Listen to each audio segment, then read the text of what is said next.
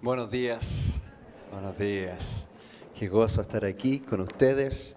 Muy bienvenidos los nuevos esta mañana. Bienvenido a todos ustedes.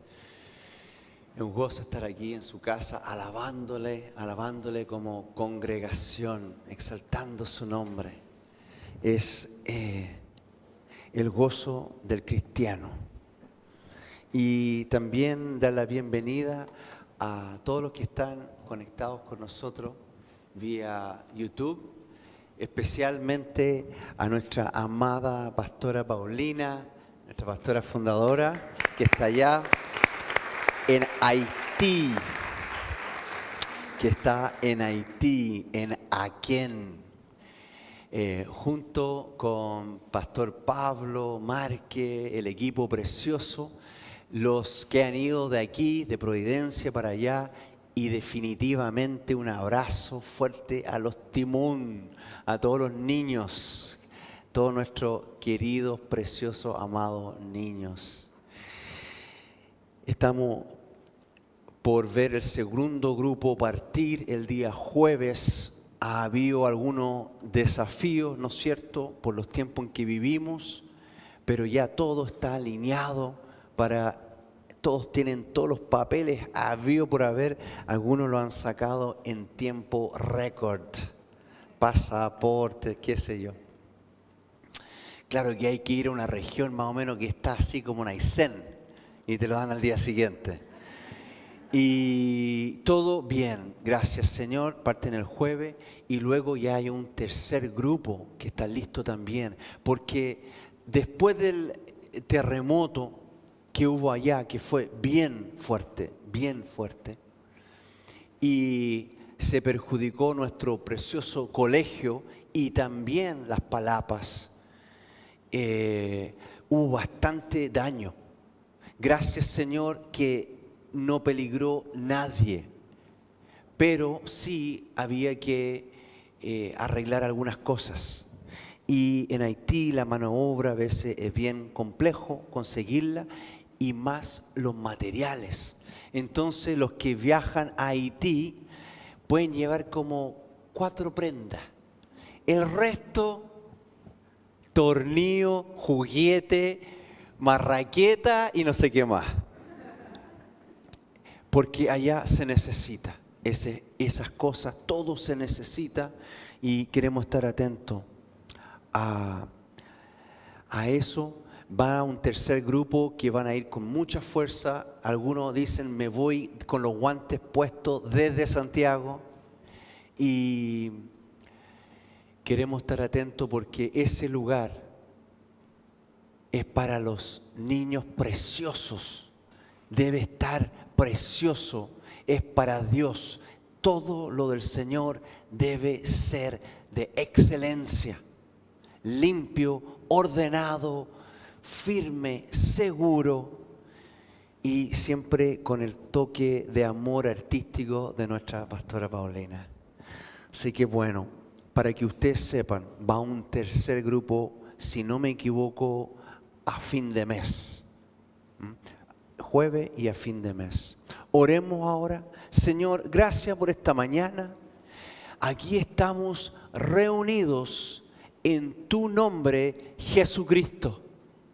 Sabemos que tú vives y sabemos que tú reinas. Y nosotros contigo, los que creemos en ti y te seguimos en tus pasos. Te ruego, Espíritu Santo, que esta palabra no sea robada, más bien sea un fundamento en nuestro caminar, en el nombre de Jesús. Amén.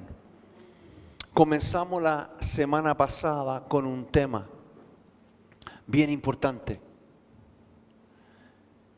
porque en toda la historia del cristianismo,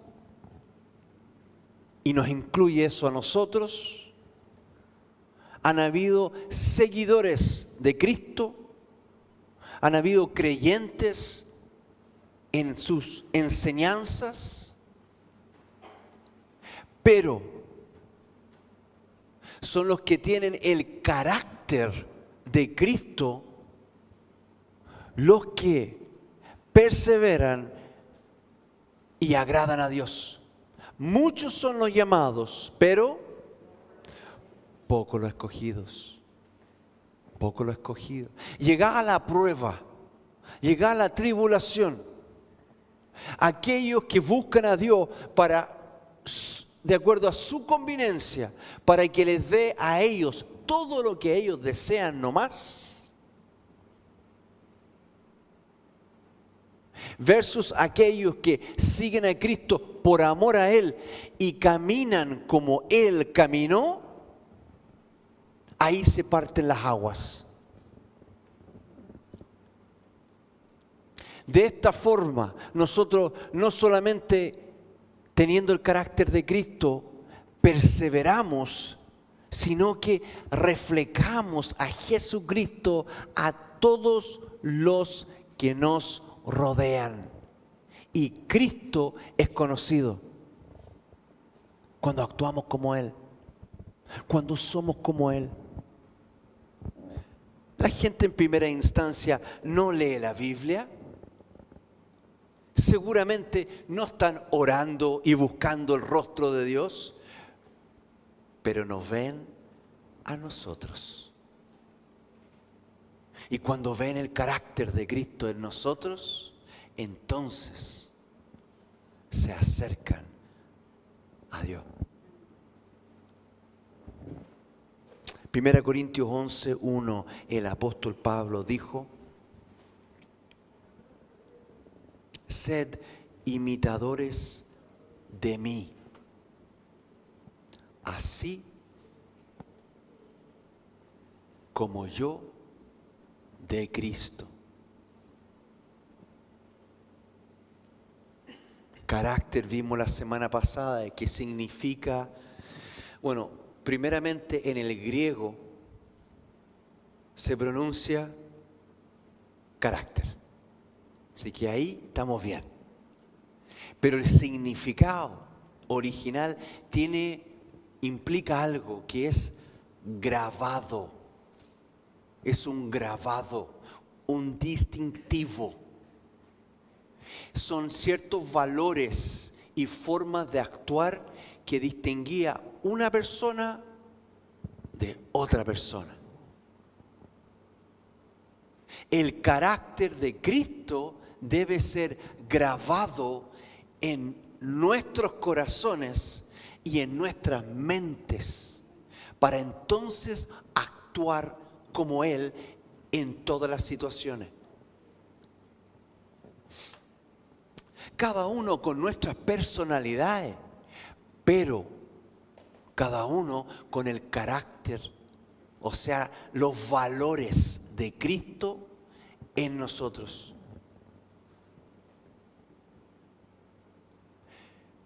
Vimos la semana pasada un valor muy importante, que es el valor de el amor. Para ser como Cristo debemos tener el amor de Cristo.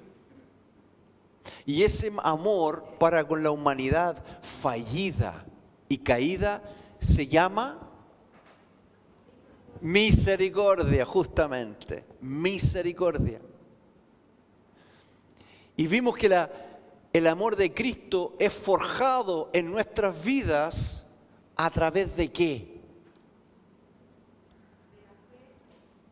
Ya, a ver, ¿cómo es que Cristo amó? ¿Qué hizo? ¿Qué tuvo que hacer? ¿Dónde demostró Cristo su amor?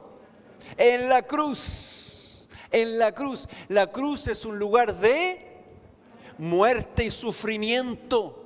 Entonces el amor de Cristo se manifestó a través y se perfeccionó a través de la cruz.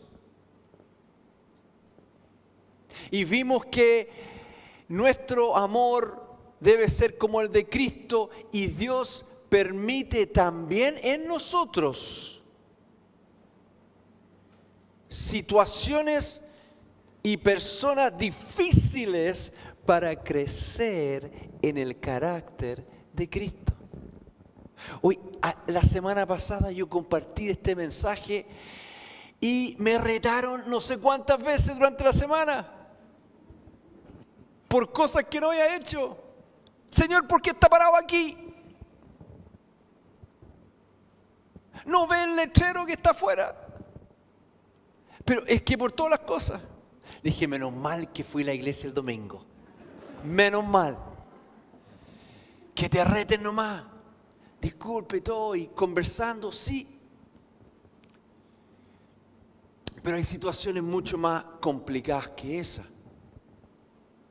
Pero a través de personas que Dios permite que estén en nuestras vidas, que no son fáciles a veces, entonces crecemos a través del sufrimiento en el carácter de Cristo. Hoy quisiera ver otro valor que caracterizó a Jesucristo para que nosotros podamos imitarlo a Él y crecer en el carácter de Cristo.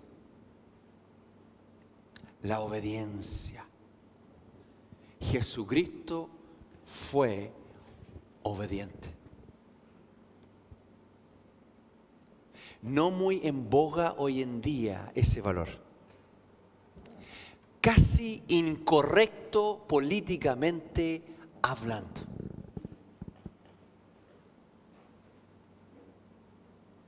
Muy menospreciado en los medios, no enseñado en los colegios, excepto los nuestros, preciosos. Menospreciado por los jóvenes.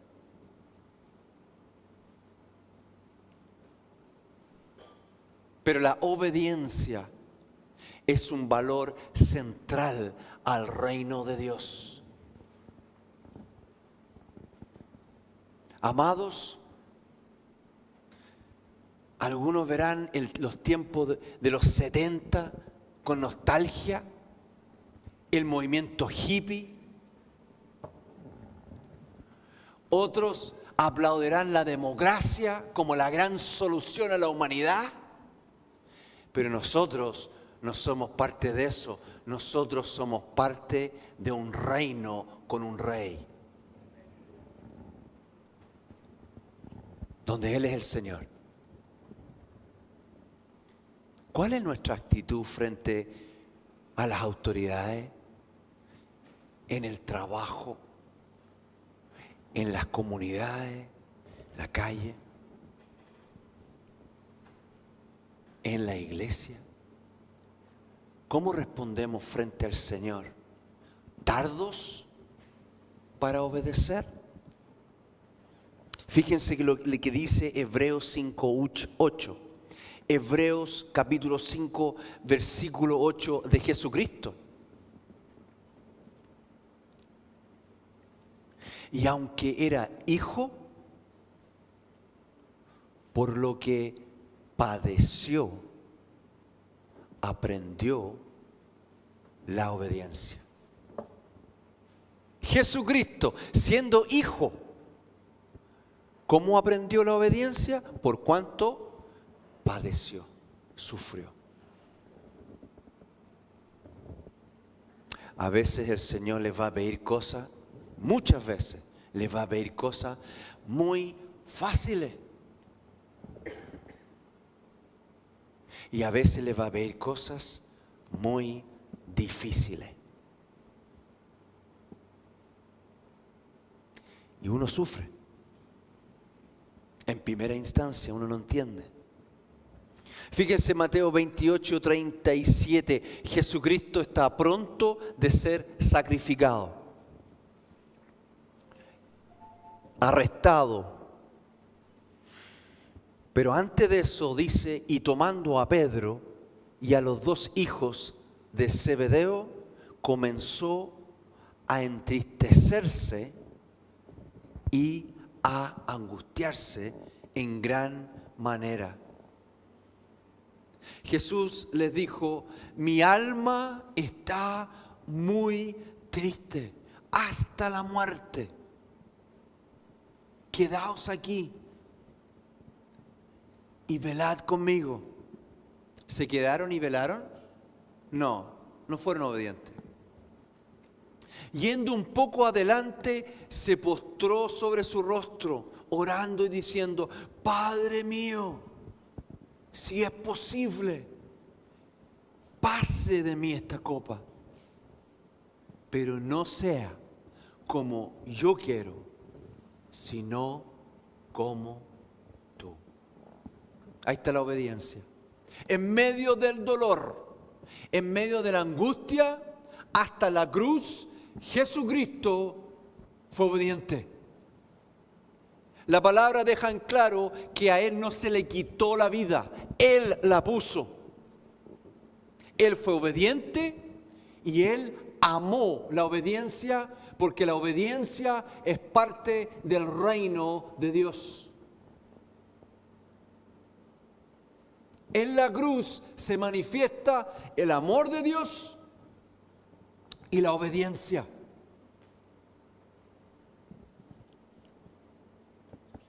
Dios va a poner situaciones difíciles, personas difíciles. Hablamos de las personas difíciles la semana pasada. Hoy menciono situaciones difíciles. ¿Qué más difícil que Cristo frente a la cruz? No lo hay. A todos los que siguieron a Cristo, todos, no vivieron una vida así fácil, perfecta, cómoda. Gracias que mi vida está toda ordenadita. No fue así para los cristianos. Tampoco va a ser así para nosotros. Pablo, que dijo: imítenme a mí como yo imito a Cristo, lo imitó también en esto, siendo obediente. Veamos la vida de Pablo, que antes se llamaba Saulo. Su nombre más bien ocupado por la comunidad hebrea. Luego usa este nombre sinónimo o equivalente en el mundo griego, Pablo. Pero en los capítulos 9 de Hechos para atrás lo conocemos como Saulo, uno que persiguió la iglesia, que se gozaba al ver la muerte de miembros de la iglesia y odiaba la iglesia. Y dice en el capítulo 9, que relata su conversión: Saulo, respirando aún amenazas y muerte contra los discípulos del Señor, vino al sumo sacerdote y le pidió cartas para las sinagogas de Damasco, a fin de que si hallase algunos hombres o mujeres de este camino, los trajese presos a Jerusalén. Mas yendo por el camino, aconteció que al llegar cerca de Damasco, repentinamente le rodeó un resplandor de luz del cielo. Y cayendo en tierra, oyó una voz que le decía: Saulo, Saulo, ¿por qué me persigues? Él dijo: ¿quién eres, Señor? Y le dijo: yo soy Jesús, a quien tú persigues. Dura cosa te es dar cosas contra el aguijón. Eso tiene relación con el palito que usaban para mover al ganado, y el ganado pateaba para atrás para no recibir esos golpes. Pero por mucho que pateaba el animal, iba a ser dirigido. Él, temblando y temeroso, dijo: Señor, ¿qué quieres que yo haga? Y el Señor le dijo: levántate y entra en la ciudad y se te dirá lo que debes hacer. Increíble este diálogo. Increíble. Saulo ha perseguido la iglesia. Un hombre violento ha perseguido la iglesia. Seguramente el enemigo número uno de los apóstoles, de los hombres, las mujeres, de los niños creyentes. Uno pensaría que viene la luz primero, cae sobre Saulo y detrás de la luz un rayo. Y se acabó Saulo. Pero sin embargo no pasa eso. El Señor entra en un diálogo con este perseguidor. Un diálogo con este hombre violento. Y Pablo, no entendiendo, porque pensando que como fariseo de fariseos, estudioso de la Escritura, hubiese reconocido la voz de Dios, no la reconoce, no sabe quién es. Y pregunta, pero al darse cuenta que Jesús es el Señor, no entra en un diálogo, Señor, fíjate que todo lo que yo hice, cuando yo aprendí con Gamaliel y fui al colegio y estudié, yo pensé, creí que estaba haciendo algo bueno y que a ti te parecía bien. No entró entonces diálogo. No entró el que yo pensé, yo creía y que te parece. No, nada. La primera cosa que Pablo dice es, Señor, ¿qué quieres que yo haga? ¿Cuál es nuestro corazón? Un diálogo eterno con Dios de cómo me sentí y pensé que creí y que yo quería, pero que tú dijiste. ¿O es, Señor, qué quieres que yo haga? Mi deseo más alto, Señor, es ser obediente, porque te amo, porque me amaste primero, ahora que eso está claro, porque aquí Pablo se da cuenta, Dios es un Dios de misericordia, porque todavía estoy vivo, no estoy hecho cenizas. Entonces, si tú me has perdonado, si tú no me has juzgado severamente, Señor, ¿qué quieres que yo haga? Eso nomás. Y fíjense más adelante, en el versículo 15. Bueno, les cuento que él queda ciego. Y de pronto, por otro lado, el Señor le habla a un cristiano que se llama, ¿alguien se acuerda? Ananías. Y Ananías, este hombre de Dios, escucha de Dios.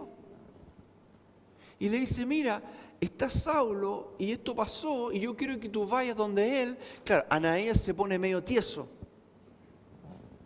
Dice, mira, Señor, por si acaso, él nos ha perseguido a nosotros y yo no sé si sabes, pero nos ha encarcelado. Pero heme aquí, no está claro el qué quieres que haga todavía. No ha llegado a la obediencia rápida. Pero el Señor, en su amor, le explica a él. Fíjense, le explica a él. En el versículo 15, el Señor le dijo, ve, porque instrumento escogido me es este, para llevar mi nombre en presencia de los gentiles. Eso es una gran cosa. Y de reyes y de los hijos de Israel. Porque yo le mostraré cuánto le es necesario padecer, ahí está la obediencia, y el sufrimiento, por mi nombre. Yo le mostraré cuánto le es necesario padecer por mi nombre. Amados, Ustedes saben que al seguir a Cristo, uno se enfrenta a veces a burla, el ser apartado de una familia.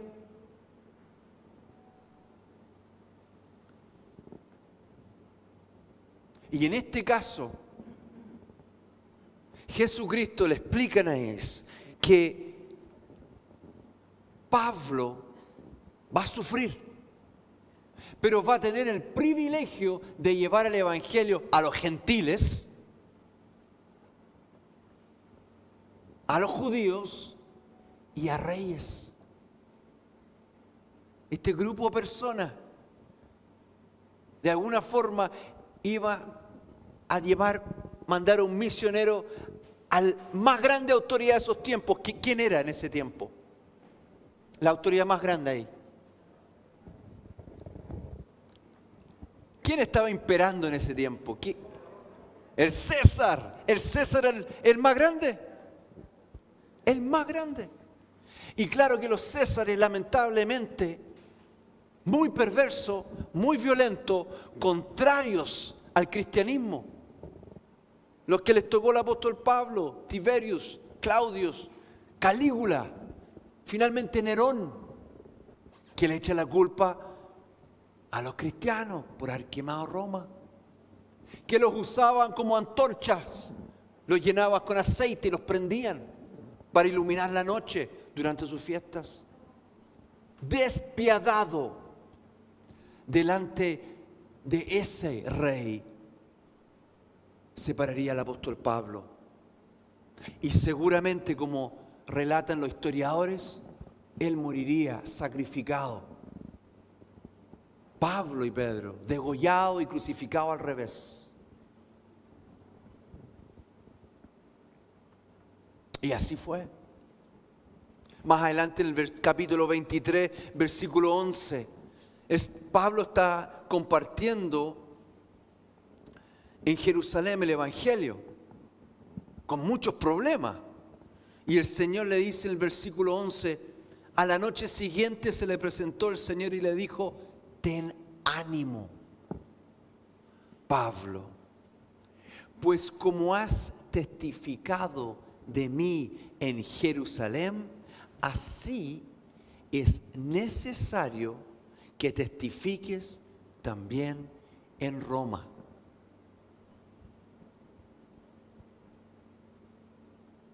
Claudius ya había echado a los judíos de Roma. Por eso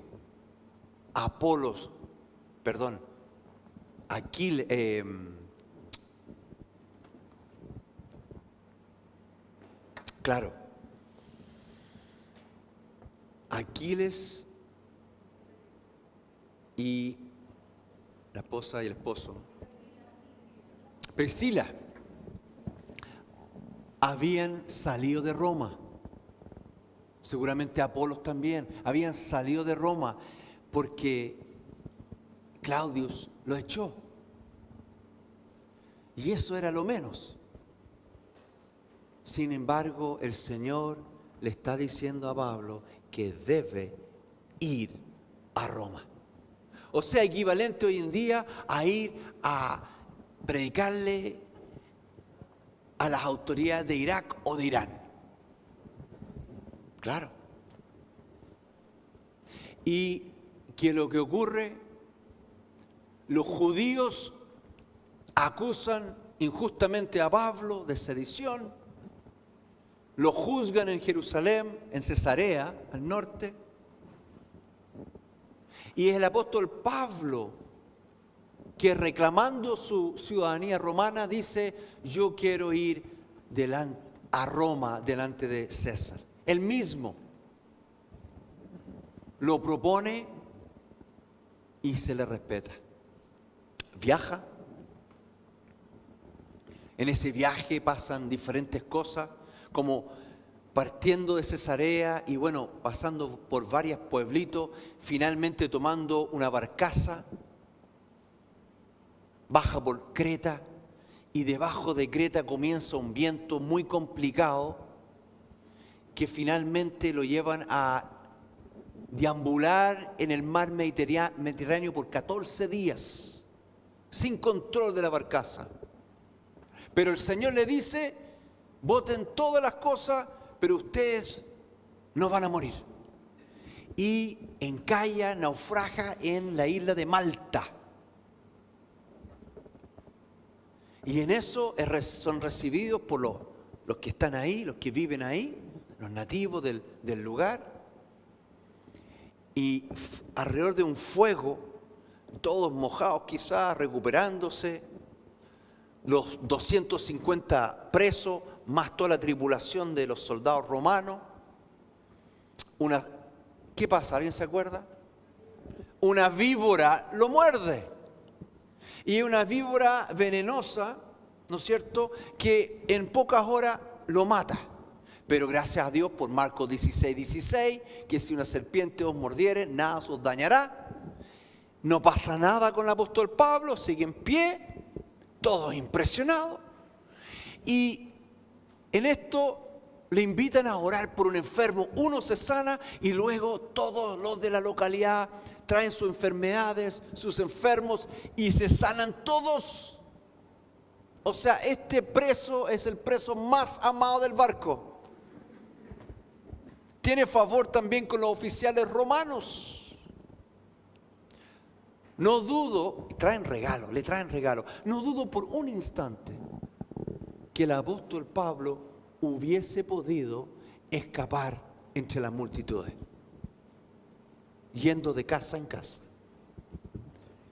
hallando favor con la familia del enfermo que recién fue sanado en el nombre de Jesús. Pero el Señor le había hablado que debía ir a Roma a testificar. Y así fue.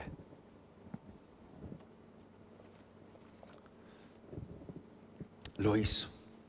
Fue obediente.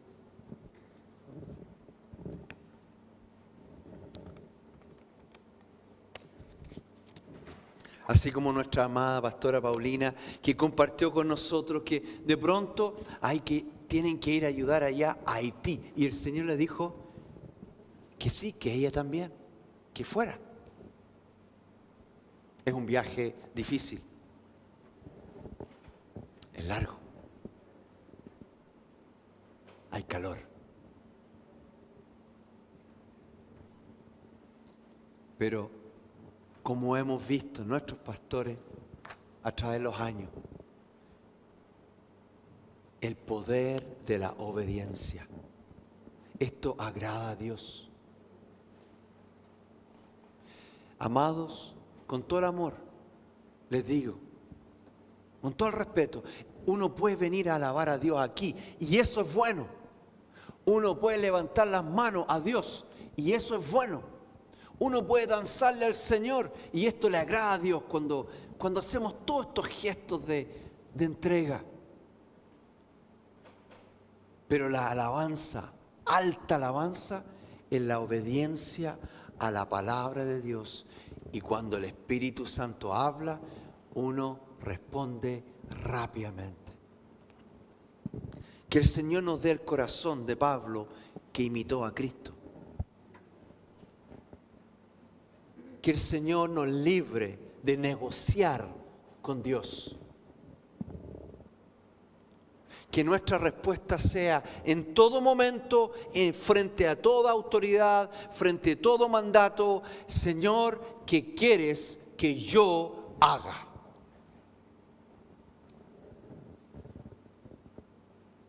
Aun cuando significa 1000 horas de viaje, aun cuando significa naufragio, Señor, ¿qué quieres que yo haga? Dios va a permitir situaciones. Si Pablo vivió un naufragio, ¿por qué yo no?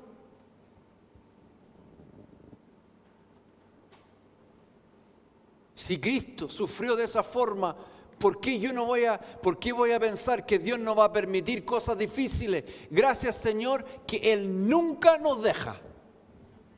Y siempre está en control.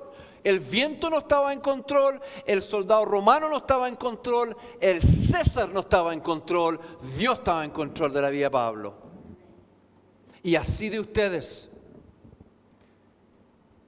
Entonces uno no puede preocuparse ni asustarse por un virus, por una situación difícil en la vida, por una escasez o una abundancia. Uno lo que tiene que hacer es mirar para arriba y decir: Señor, no entiendo nada, no sé por qué me estás pidiendo, no sé qué está pasando, pero ¿qué quieres tú que yo haga? Y eso haré. Así como le tocó a las hermanas de Lázaro, cuando Jesús le dijo: corre la piedra. Pero Señor, hiede, está muerto hace varios días. Corre la piedra. A Pedro le dijo: a pescar. Señor, yo soy pescador, yo sé. Pensaba él seguramente. Hemos pescado toda la noche y no ha salido un pez. Pero en tu nombre, a plena luz del día, echaremos la red. La obediencia, amados. ¿Quieren tener el carácter de Cristo? Atentos, atentos, atentos a su voz para obedecer. Si podamos poner de pie, por favor, y terminar alabando al Señor.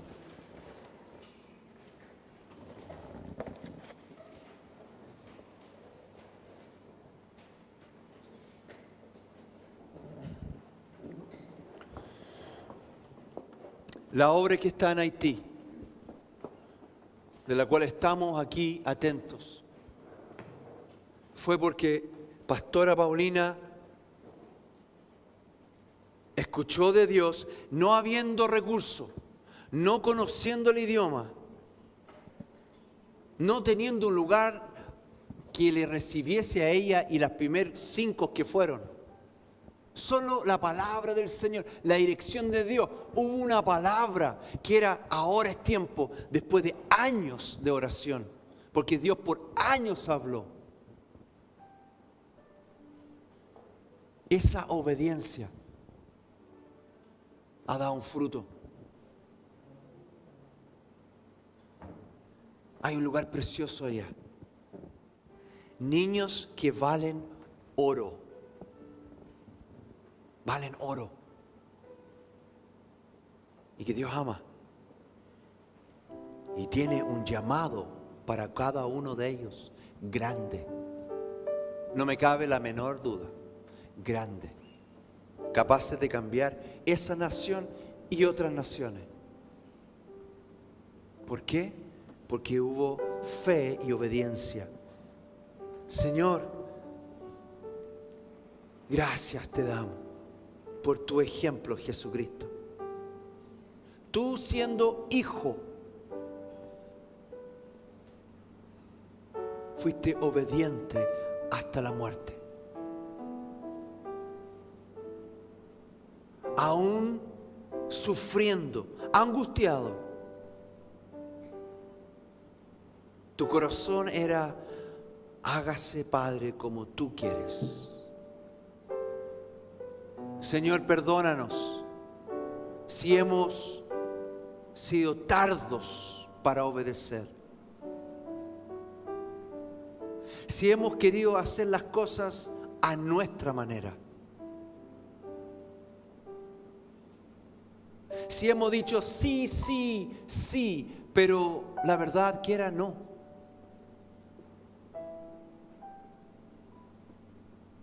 Y nos resistimos. Yo te doy gracias por toda situación difícil que está pasando acá alguna persona, donde tú les harás crecer en amor y obediencia. Hágase tu voluntad ahora. Pongan su situación delante de Dios. Hágase tu voluntad en lo que yo estoy viviendo ahora. Yo quiero que esta prueba termine hoy, pero Señor, hágase tu voluntad. Aquí, Señor, en esta tu casa, estando en esta situación difícil, de prueba.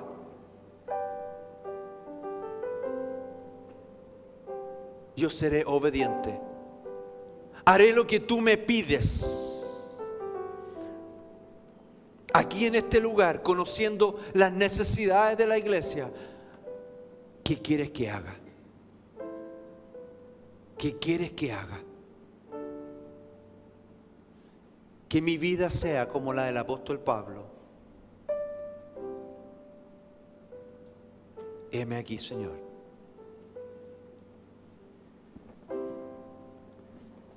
Terminemos alabando al Señor.